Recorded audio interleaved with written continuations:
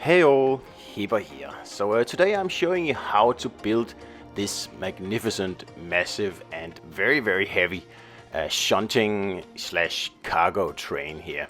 And I found the recipe, or I found the picture of it online, and I thought, well, that looks cool. Let's, make it into a thing in LEGO 2K Drive. So how to build this? It takes an hour and a half, something along those lines. And it's quite quick, it's not too bad. So I'll just show you how to get started here, because we need to build the exact same platform that we always does when we are doing, at least so far, trains in 2K Drive. Now I'll show you again how to do it here in the video, but I suggest that if you want to, build more trains like this, then once you finish this platform here, then you save that as a template, and you can just, pick that up and go as you, whenever you want to build another train. So the length is 28 studs here. You can make it slightly longer, but 28 seems to be the best size in case you need to add some stuff on the ends. So keep it like that. And this is the platform, so this is what you can save. So now we'll start to actually add on the train superstructure. Now I chose to make it yellow, but you can make it any sort of color you want, and dark red works well as well. That's the original color of the German locomotive that this one is. But you can also keep it in the merged colors like I did before with my cargo train, and light blue, white and gray. But anyway, it's up to you. And after you build the train, you can always change the colors afterwards. It's very simple. You just pick the individual bricks and choose a new color for them. So once you have the locomotive done, you can make like several versions in different colors very easily afterwards. So that's the basics down, and now we're just adding some huge blocks here to give the rough impression of what the train will look like. Now later on I'm going to change some of these bigger blocks into smaller blocks, but right now it's just to keep me on track here. And a good thing about LEGO 2K Drive is that you can just remove blocks in the middle of your model without ruining anything, as long as you put something else in there instead. So you don't have to disassemble everything like in real life. So it makes building stuff in this game here actually a lot easier than in real life. This is a little trick that you can use for all your models really. Just put in the biggest blocks you can find, and then later on, if you need to add smaller details, you can always just remove the big blocks and add in smaller blocks. And that way you'll save on the block count as well, because for example this build here, it almost exceeds it. I think we are just 3 blocks away from the maximum. So that brings me to the windows here, and I picked the one block version here. You can put the little yellow ons instead if you want that, but it's gonna get your block count up there, and it's pretty much just a way of saving a few blocks here really, and it looks pretty good as well.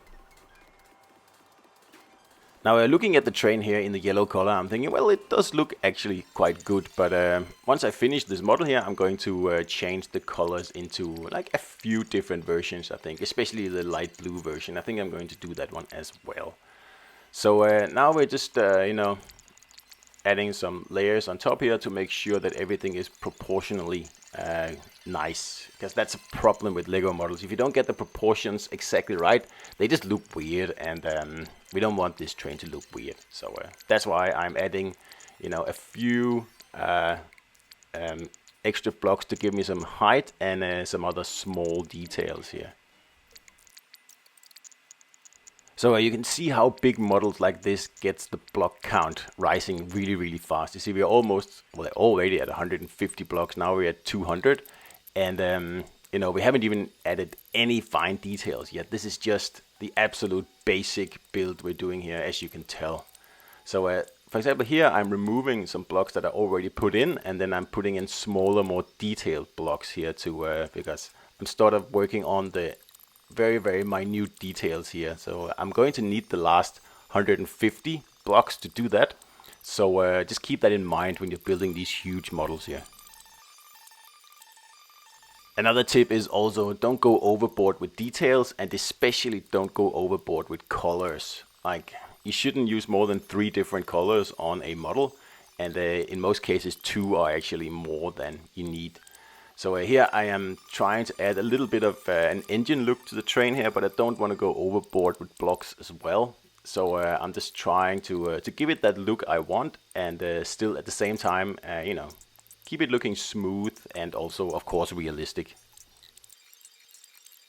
Now the railing I'm adding here is optional. I mean, the model that I was building this from didn't actually have it, so I just decided to add it.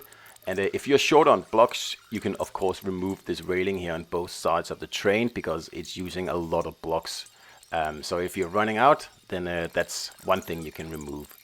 So now we are almost at the end here, and we are almost at 350 blocks, just adding the last tiny little details here, and then we have the train.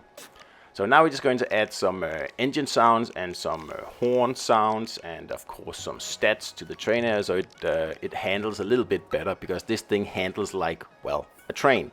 So obviously you're going to add this like a wall to it that makes it a little bit more nimble. And then we're just going to add the final flourish here with some decals here on the corners to give it that bit of, you know, a working locomotive look.